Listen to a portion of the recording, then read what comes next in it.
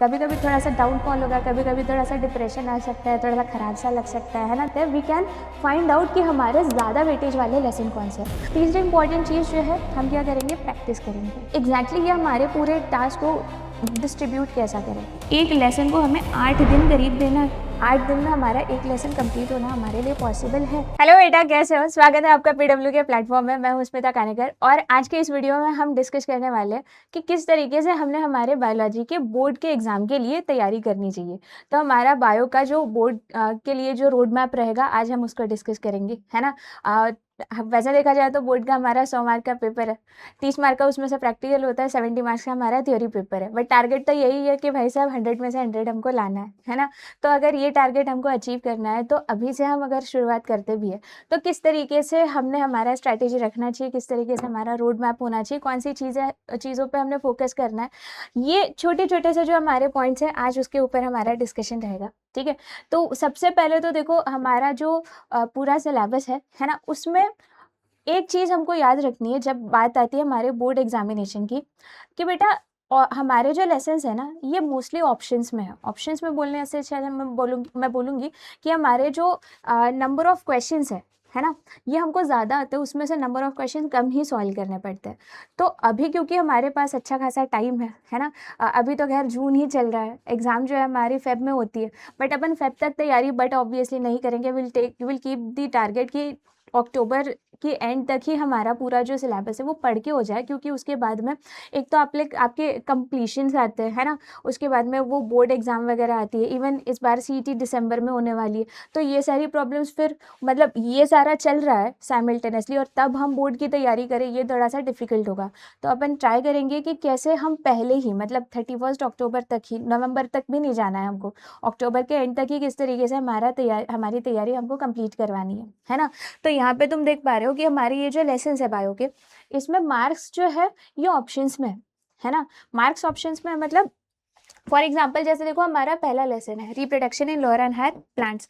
वैसे without option जो है इस लेसन का जो वेटेज है ये है करीब 8 मार्क का, बट विद ऑप्शन इसका वेटेज हो जाता है, सॉरी विदाउट ऑप्शन इसका वेटेज है 6 मार्क का, बट विद ऑप्शन ये वेटेज हो जाता है 8 मार्क का। ठीक है, ऐसे ही अब ऑलमोस्ट सारे लेसन्स को ही देखना कि विदाउट ऑप्शन थोड़ा सा कम है, विद ऑप्शन थोड़ा सा ज़्यादा है। मीनिंग हम क्या करते हैं, हमको जो क्वेश्चन नंबर 4, 5 आता है उसमें हमको जैसे 12 में से 8 ही सवाल सॉल्व करने हैं, ऐसे टाइप के जो क्वेश्चन है, इसमें ये विद ऑप्शन वाला जो कॉन्सेप्ट है ये होता है हमारे लिए यूजफुल, है ना। तो ये जो यहाँ पे मैंने मार्क्स का ये एनालिसिस जो दिया है, इससे अपन क्या कर सकते हैं, वी कैन फाइंड आउट कि हमारे ज़्यादा वेटेज वाले लेसन कौन से। तो यहाँ पे तो हमको क्लियर कट नज़र आ रहा है, जैसे ये हमारा कंट्रोल एंड कोऑर्डिनेशन है ना, रेस्पिरेशन एंड सर्कुलेशन हो गया, रिप्रोडक्शन वाले दोनों हमारे जो लेसन्स है, करेक्ट। इसके अलावा फिर ये हमारा बायोटेक्नोलॉजी है, प्लांट फिजियोलॉजी के ये दोनों lessons, these are the most important lessons, है ना। तो जब हमारे पास में टाइम है, इन लेसन्स को हमको बहुत अच्छे से प्रिपेयर करना है, सो दैट इनका कोई भी मार्क ना गवाए हम, करेक्ट है। इन्हीं मतलब ये इधर के देखो, ये 16 मार्क्स हो गया, ये हो गया 14, यहाँ पे ही हो गया ये 21 और ये 27। ठीक है, तो इसी में से तो करीब हमारे 50 के अराउंड मार्क्स तो हमारे ऐसे 5-6 लेसन में से ही बन जा रहा है ना। तो ट्राई करेंगे जब अपने पास में टाइम है, हाई वेटेज वाले लेसन्स को हम थोड़ा सा ज़्यादा टाइम देंगे और उसका हर एक छोटा छोटा मुद्दा जो है ये अच्छे से क्लियर करवा लेंगे, सो दैट हमारा एक भी मार्क यहाँ से गायब ना हो, करेक्ट। पहली चीज़। दूसरी चीज़, अब हमारी ये पूरी जो स्ट्रैटेजी है, एग्जैक्टली हमने किस तरीके से हमारे सिलेबस के ऊपर वर्क करना चाहिए, है ना। तो सबसे पहली तो चीज़ है बेटा, जब हम बोर्ड के लिए प्रिपेयर करते हैं तो सबसे पहले इंपॉर्टेंट है कि हमारे कॉन्सेप्ट्स का क्लियर करवाना, है ना। कि और कॉन्सेप्ट कब तक क्लियर नहीं होगी, जब तक बेसिक क्लियर नहीं होंगे। तो बेसिक प्लस कॉन्सेप्ट हमको क्या करना है, क्लियर करना है, जब हमारे पास में टाइम अवेलेबल है, पहली चीज़। सेकेंड इंपॉर्टेंट थिंग, जब अपन लेसन पढ़ रहे हैं, कोई थ्योरी पढ़ लिया है ना, तो वो सिर्फ दिमाग में नहीं रखना है, उसको लिख के देखो, खुद की नोट्स बनाओ। अगर आपको फैकल्टी क्लास में नोट्स प्रोवाइड करती है तो वो नोट्स यूज़ करो, बट ऐसा नहीं कि उन्होंने दे दिया, जेरोक्स कॉपी निकाल ली और ख़त्म कर दिया काम, है ना। आप खुद उसको लिख के देखो, क्योंकि खुद लिख के देखने से ना 3-4 चीज़ें होती है। पहली चीज़ तो ये कि हमारी खुद की प्रैक्टिस हो जाएगी, है ना, लिखने की।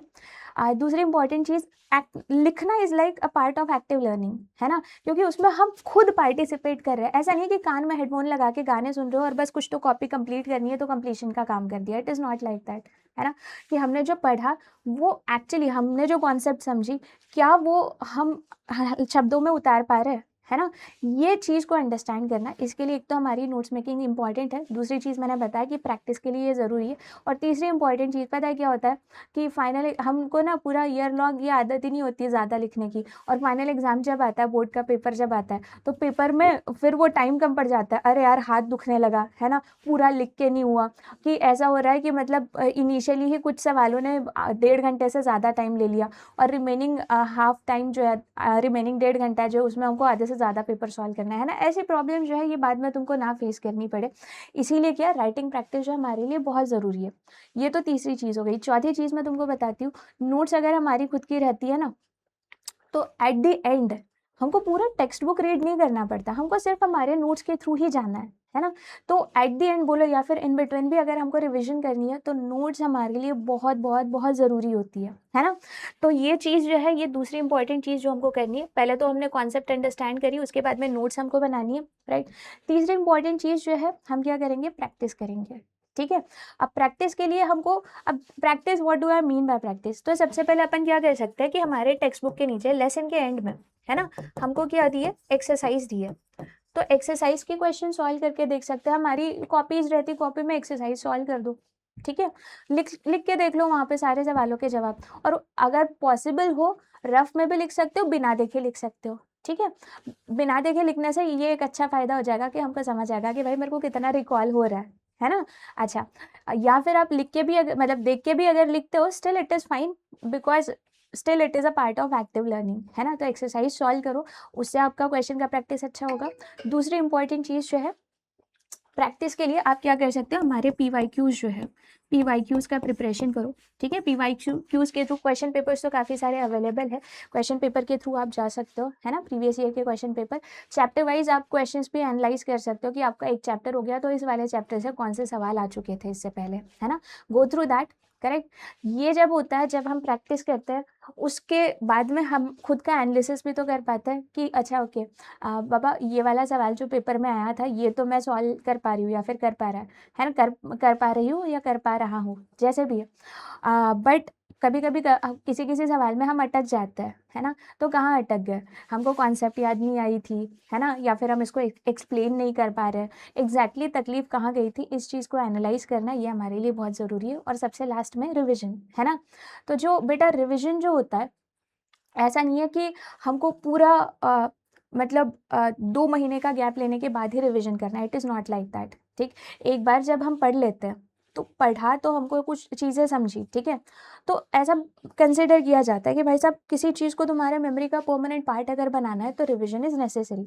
बट रिविजन कैसे, तो जैसे आपने आज लेसन पढ़ा, 2 दिन बाद उसको रिवाइज़ करो, फिर 3 दिन का गैप लो, फिर 3 दिन के बाद में रिवाइज़ करो, फिर 1 हफ्ते के बाद में, फिर शायद 1 महीने के बाद में, है ना। ये बीच वाला टाइम इंटरवल बढ़ाओ, बट पहले तो हमको जो रिवाइज करना है वो मतलब इमीडिएट ही करना पड़ेगा। आज लेसन पढ़ा तो उसके हो सकता है दूसरे ही दिन करो, या फिर 2 दिन बाद रिवाइज करो, फिर 4 दिन बाद करो, फिर हफ्ते बाद करो, है ना।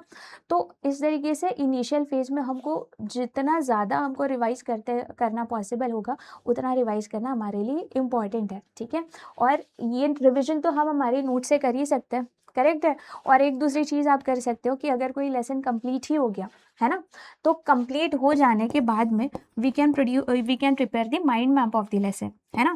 एक तो नोट्स के थ्रू हो सकता है, या फिर डायरेक्टली हम क्या कर सकते हैं, माइंड मैप बना सकते हैं। ऑलरेडी रेडीमेड माइंड मैप्स अगर है तो वेल एंड गुड, अदरवाइज अगर हम खुद का माइंड मैप बनाते हैं तो it is the best thing that we can do, है ना।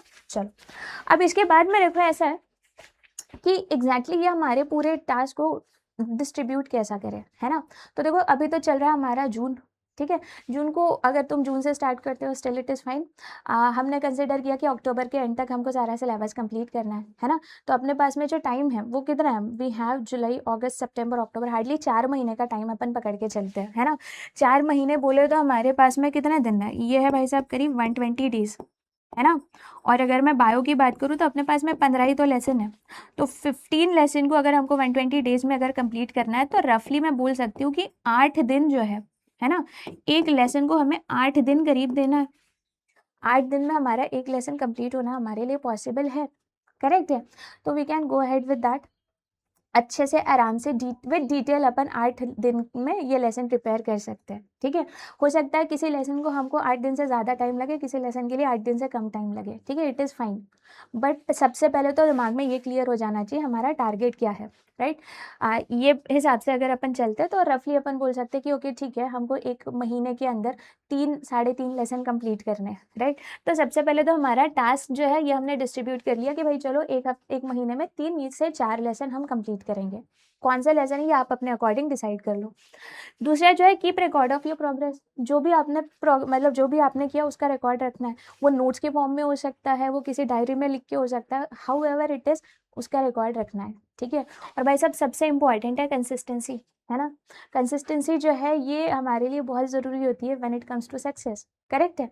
तो ऐसा नहीं है कि किसी दिन मन नहीं करा तो आज पढ़ाई नहीं करते, जाने दो ना मंडे से स्टार्ट करेंगे, ठीक है, it is not like that.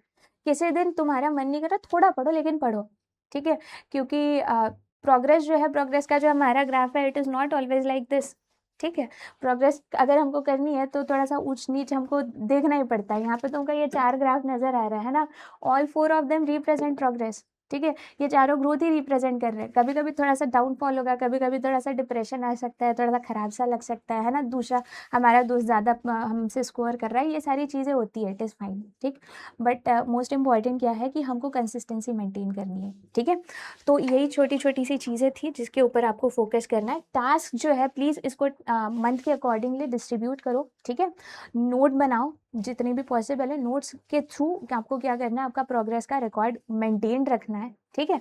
और सबसे इंपॉर्टेंट है कंसिस्टेंसी को मेंटेन रखना, ठीक है।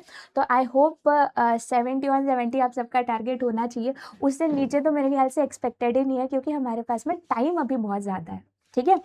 तो प्लीज़ मुझे कमेंट सेक्शन में बताइए आप में से कितने बच्चे 71-70 हमारे बारे में लाना चाहते हैं, ठीक है। चलो तो अभी के लिए यहीं पे रुकते हैं और आपके लिए ऐसी वीडियोज़ हम लेके आते रहेंगे। चलो ऑल द बेस्ट आपको एंड थैंक यू।